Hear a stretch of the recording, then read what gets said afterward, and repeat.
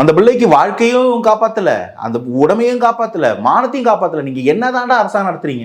காவல்துறை தேடி கண்டுபிடிச்சிட்டாங்க, சுட்டாங்க, அவங்களை பிடிச்சி உள்ள போட்டாச்சு. வாழ்த்துக்கள். எனக்கு நிஜமா காவல்துறை மேலே இந்த இடத்துல மரியாதை.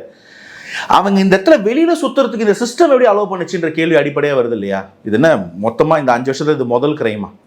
சிட்டி சென்டரில் இருக்கக்கூடிய அண்ணா யூனிவர்சிட்டிலேருந்து ஐஐடிக்குள்ள வரைக்கும். அன்னைக்கு ஒருத்தங்கிட்ட என் ஃப்ரெண்டு வெளியூர்லேருந்து வந்துருந்தான், இதாண்டா அண்ணா யூனிவர்சிட்டி தான் ஐஐடின்ற, இங்கே ரெகுலராக ரேப் நியூஸ் வருது, இந்த இடமான்னு கேட்குறான். தமிழகத்தோட பிரீமியர் இன்ஸ்டிடியூட்ஸாக இருந்த காலேஜ் கேம்பஸஸ் இன்னைக்கு ரேப் ஹப்பான்னு ஒரு வெளியூர் பையன் கேட்குற நிலைமையில வச்சிருக்கிறோம். இதுதான் நம்மளுடைய வளர்ச்சியா? ஆனால் நீங்கள் இப்படி சொன்னாலும் கூட அண்ணா யூனிவர்சிட்டி வந்து உண்மையிலே யாருடைய கட்டுப்பாட்டில் இருக்கு? ஆளுநருடைய கட்டுப்பாட்டில் இருக்கா இல்லை முதல்வருடைய கட்டுப்பாட்டில் இருக்கா? நான் ரொம்ப சிம்பிளாக கேட்குறேனே, அண்ணா யூனிவர்சிட்டி தமிழகத்துக்குள்ள இருக்குதா, வேற எங்கேயாவது இருக்குதா? காவல்துறை வேற, தமிழக காவல்துறை முதல்வரோட கட்டுப்பாட்டில் இருக்கா இல்லை வேற யார் கட்டுப்பாட்டிலாவது இருக்கா? அந்த அண்ணா யூனிவர்சிட்டிக்குள்ள ஒரு 3rd ரேட்டட் பொறுக்கி டேஷ் டேஷ் டேஷ் உள்ள போறது யார் தடுக்கணும்? யார் தடுக்கணும் சாமி? காவல்துறை இல்லையா? அவனை அரெஸ்ட் பண்ண போகும்போது அவன் ஏற்கனவே பல வீடுகளில் திருடி இருந்த ரெக்கார்டு இல்லையா? எஃப்ஐஆர் யார் லீக் பண்ணது? என்ன ஒரு 6-8 மாதம் ஆயிடுச்சுன்னா எங்களுக்கு எல்லாம் மறந்துடுமா? எஃப்ஐஆர் யார் லீக் பண்ணது அந்த பிள்ளையோட பேரோட? சொல்லுங்க.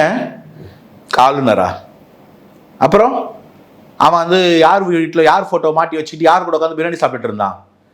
அவன் இன்னொரு சார் கூட நீ அட்ஜஸ்ட் பண்ணிக்கணும் அந்த பொண்ணு நிர்பந்திச்சான்ல, சொல்லப்பட்டுதா இல்லையா ஆரம்பத்து ரிப்போர்ட்ல? உங்களுக்கு ஞாபகம் இருக்கா இல்லையா? இல்லைன்னு சொல்றாங்க. யார் சொன்னது? முதல் கட்ட ரிப்போர்ட்ல வந்தது. நீங்க விசாரணை குழு அமைச்சிங்க, அதுல 3த்துல ஒரு IPS officer, lady IPS officer இந்த குழுக்குள்ள நான் இருக்க மாட்டேன், அதுல உண்மை இல்லைன்னு சொல்லிட்டு போறாங்க. என்ன உண்மை அதுக்கப்புறம் வெளில கொண்டு வந்தீங்க? கேட்கலாம்ல, என்ன தீர்வு கொண்டு வந்தீங்க? மாட்டின ஒருத்தனை குடிச்சிங்க, அவன் ஸ்கேப் கோட், பலியாடு. பின்னாடி எவ்வளவு தலைங்க இருக்கு எனக்கு தெரியலையே. புரியுதுங்களா உங்களுக்கு? இந்த இடத்துல தப்பு நடந்துகிட்டே இருக்கு. முதல்ல நம்மளுடைய இந்த சமூகமே பாதுகாப்பற்று மாறிக்கிட்டு இருக்கு. இந்த இடத்துல இவங்க என்ன வேணா பண்ணலாம். கிரிமினல் ரேடார்ல இல்ல, கிரிமினல் ரெக்கார்டு இருக்கிறவங்க உள்ள இல்ல, தப்பு பண்ணா இவனுக்கு கண்டிப்பா தண்டனை கிடைக்கும்ன்ற தைரியம் இல்ல. நான் இந்த கட்சிக்காரன் அந்த கட்சிக்காரன் அந்த கட்சிக்காரனோட சொந்தக்காரனோட பினாமின்னு சொல்லிட்டு வெளில வர்றான். அப்ப இந்த கேள்விகள் வரதான் செய்யும்.